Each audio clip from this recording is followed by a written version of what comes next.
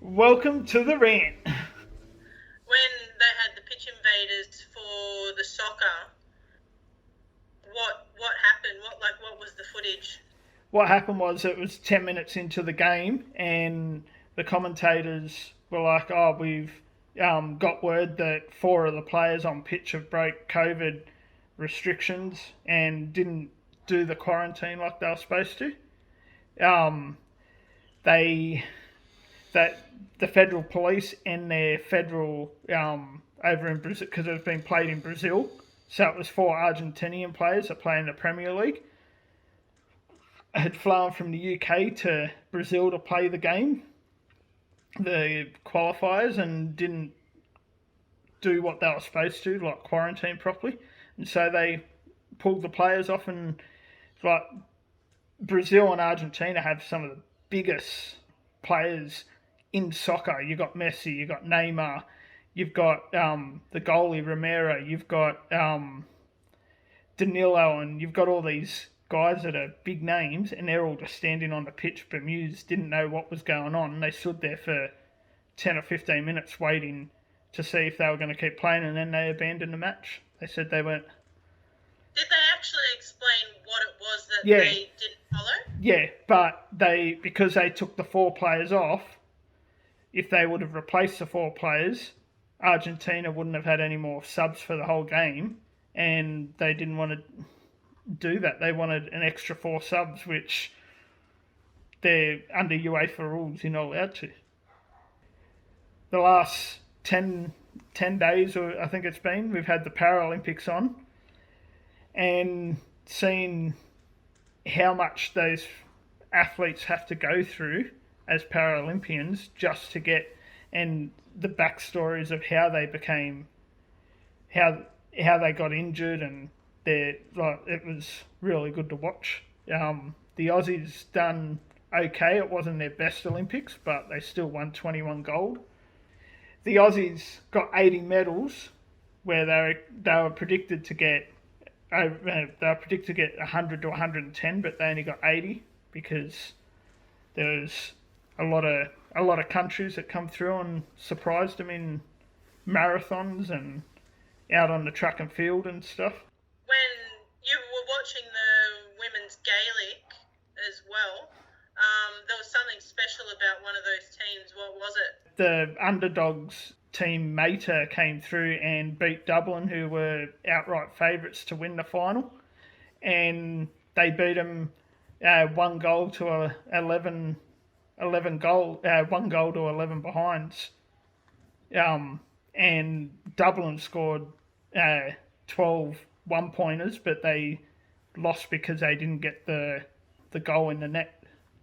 Well, under the COVID rules over there, they're only allowed to have it 50% full. So the stadium, I think they had about 20,000 people in there. They love Gaelic football over there. They'll follow anything. And we've had the US Open on. Both sides of the draws, there's been some big upsets. With especially in the women's side of the draw, you've got Naomi Osaka, Barty, Simona Halep all gone out of the draw, which they were the top three favourites to win it. So it'll be the first time, I think, in 4 years that they've had a different winner in the US Open Women's. You've still got Djokovic. Tsitsipas got beat the other day. Zverev's still there. But I think the one that's going to be there at the end, it'll be either Djokovic and Medvedev, who's a really good player from Russia. I think he's the only one that'll challenge on the men's side, but the women's side's really open. The top four in the world are gone, so it's open. Like you've got Swiatek, you've still got Bencic, you've got an American girl, the American girl that knocked off Barty, that they reckon could go through. She's looking really fit, and yeah, it's going to be good to watch. I think that's over. The finals will be Sunday and Monday morning our time. The last 2 years, a lot of the top seeds aren't playing as many tournaments because of COVID. Especially Barty. Last year, she only played 2 tournaments the whole year. Like Kyrgios, Dimonor, all the even the European players, they were restricted because of COVID. But I think that when they're going to the countries in Europe and England and that, they're still not able to train as much as they used to because they're still under quarantine rules and stuff. So I think that's opened up both sides of the draw really well. We had the Socceroos play earlier. I think it was on Saturday morning. They beat China to continue their winning form in the Asian qualifiers. You had Portugal. They were down 1-0 and Ronaldo broke the goal scoring record for the highest ever international goals by anyone. He came and scored a double in the last 5 minutes of the game and got Portugal over the line. England, they beat two teams that they should have beat, but they'll start singing over in England, the cup's coming home.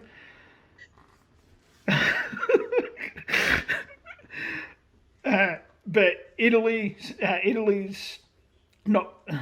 I don't think they're playing great. There's still a few teams I think that are recovering from the Euros, and the players having to travel from their competitions from all over Europe and having to travel to and from isn't helping. But you had Spain win this morning. You had Bulgaria. Got teams that younger players in the Premier League and the German Bundesliga are coming through and making them successful. NRLW was cancelled because there's a high amount of their players still in New South Wales and in New Zealand that couldn't get. They could go to Queensland, but they had to do 2 weeks quarantine, and then by the time they had to play, they would have only had 7 days of training. Where when the NRL went up there, the players didn't have to quarantine. They just went straight in and played. So the Queensland government, I hate to say it, but they're playing favourites. The women should have got the same quarantine rules as what the men did. But the NRL have compromised and given them two comps to play next year. One before the NRL starts to give them their standalone, and then one during the finals of the NRL next year as well. I think V'landys and Abdo tried as much as they could, but you can't get through to the complete nut job of a premier they got up there. So she's letting sports people in, but not letting families that, like, they had a 3-year-old boy last week that they made stay with the grandparents for a whole week, but she goes and lets all the families of the NRL men's players in, but won't, like last year, she let all the rich people in for the AFL through going in on yachts and stuff into the Gold Coast. So she's all about collecting the money and not worrying about the health of families and people. I've been watching a bit of the golf. We had they had a player over the weekend, first at a tournament over in the US, scored first ever ace on a hole. So an ace is where they hit it off the tee, and it's like a hole in one, but it literally lands on the green, one bounce and straight into the hole. I think he got a brand new car or something for doing it. So, but our Aussie Cameron Smith he's done well at his last few tournaments. Adam Scott, after this year, looks like he's going to transfer over to the seniors tournament. So, let's talk about the West Tigers. Oh no! Let's not. Yeah. Well, the NRL finals start this week, and one of the biggest rivalries since 2000, like the early 2000s, comes back up in the first week of the finals, Manly-Melbourne. And yeah, with the way Manly's been playing since Tommy Turbo and they've got their whole team DCE and ones like that back and the wingers and all that in form. That could be an upset, but it all just depends on if Melbourne have Addo and Munster come back in. The only one in the bottom four I think's got a chance that may have a chance is the Roosters or Para. The other two are just they're making up numbers. Penrith are looking. If you look at the way Manly and Penrith are actually playing, they're playing the same style of football. They pretty much three forwards up and then straight out to the wings and try and spread the other team's defence. If Manly knock off Melbourne or Penrith lose, I don't think Penrith are going to lose to the Rabbitohs, but if the top three play the way they are, it's going to be hard to see. Well, I'd like to see Manly there, like to see Manly win this week, and then that puts Penrith and Melbourne on the same side of the draw, so that puts out them being able to play in the grand final. So the way the NRL finals work is if they lose first week, they swap to the opposite side of the draw. So, if Manly win, they play Roosters second week. If they lose, they play the Roosters. So we should have a good run there. This week just gone was week 2 of the AFL. Melbourne and Port Adelaide won their games in the first week to go through to the preliminaries. This week it was Geelong and GWS, and Geelong, their midfield pretty much, how would you say, their experienced midfield won them the game.